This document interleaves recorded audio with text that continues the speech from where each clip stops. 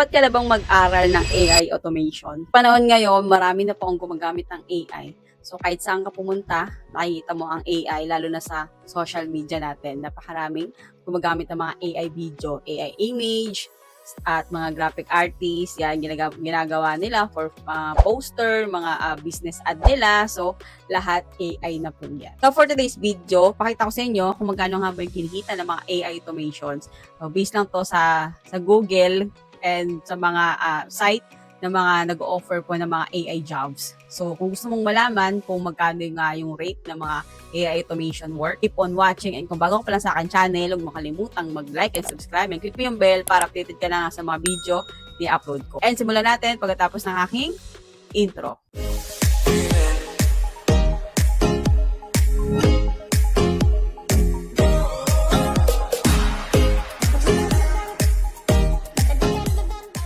So ito guys, nandito tayo sa aking screen na aking PC. So ayon kay Google, ang AI automation salary is roles in the Philippines varies based on experience and the specific role. Yan, ito yung average salary ng AI for engineers in the Philippines. So, automation engineer salary in the Philippines. Ayan. So, bago siya, June 2026 pa, updated talaga siya. So, ito yung salary niya, approximately lang na sinasahod niya is 21,750 per year. So, calculator natin. Try natin mag-calculate. No, so, 21,750 times $60 na. Ano natin ngayon? 21,750 times 60. So, yan. Wow! Wow. 1 million. Talaga ba? Grabe. Totoo. Diba? 21,000. Nga, baka kumali ako ng 21,750. Diba? Times, sabi mo $16 ngayon. Umabot na nga ng 1 million. Grabe. Diba? Sa isang taon, yun yung sahod mo per year with entry-level position. Starting at, yan, ito yung salary mo pag entry level lang 13,050 times 60. So yan, half a million. Grabe, half a million. So hanggang siya 17,400 in experience professionals earning up to $26,100 to $39,150. Grabe, ang laki.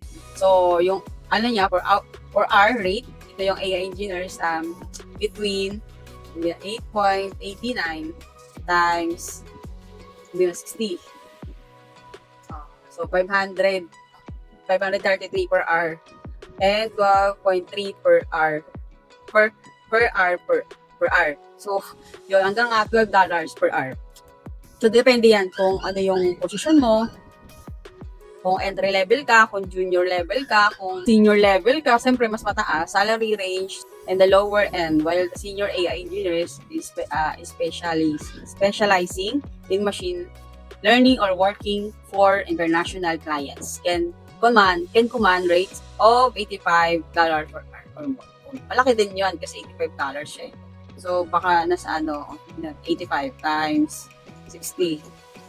Nasa 5,000 per hour, diba? Grabe.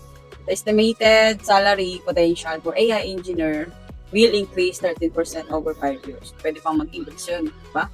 So, ito yung mga pwede natin. Yeah, ito guys, ayon kay Google, basta search nyo lang AI automation salary or AI automation job. Lalabas na yan lahat.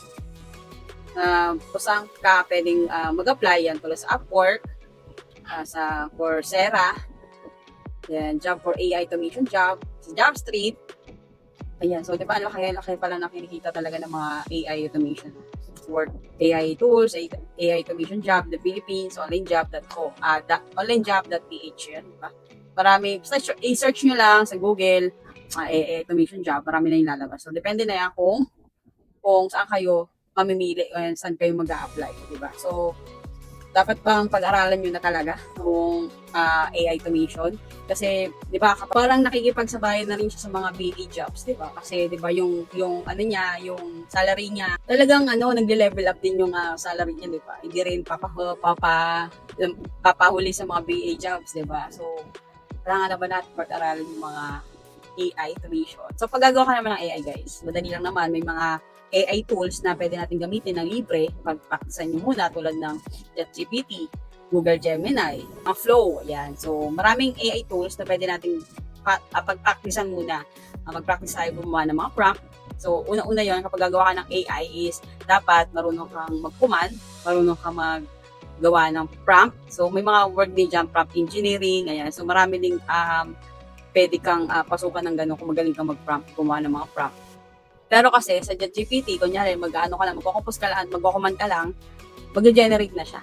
Magbibigay na siya ng kung anong kailangan mo. So, sa next tutorial natin, pag-aaralan natin kung paano nga ba gamitin si ChatGPT at yung iba pang AI tools na ginagamit natin sa pag-generate ng mga video, mga image. Ayan. So, kung gusto mong malaman yan at gusto mong matutunan, keep on watching lang dito sa ating YouTube channel dahil gagawa ka ng series kung paano natin ginagamit at paano natin gamitin yung mga AI tools ng libre. So, sa ganung paraan, matututo ka. Kahit paano matututo ka kung mga basic na prompt, mga basic na command, basic na kung ano yung dapat natin gawin. So, someday, baka matanggap tayo bilang AI automation analyst or AI engineering, di ba? So, marami siyang purpose sa ngayon. Dahil ang generation ngayon is technology talaga. So, dapat marunong din tayo mag-adapt ng mga AI. At pag-aralan talaga natin mabuti, pero gamitin natin sa tama yung ginagawa nating mga AI. Kasi, di ba, kapag gagamitin natin sa masama, yung mag-i-scam tayo, di ba, parang useless lang yung mga pinag-aralan natin.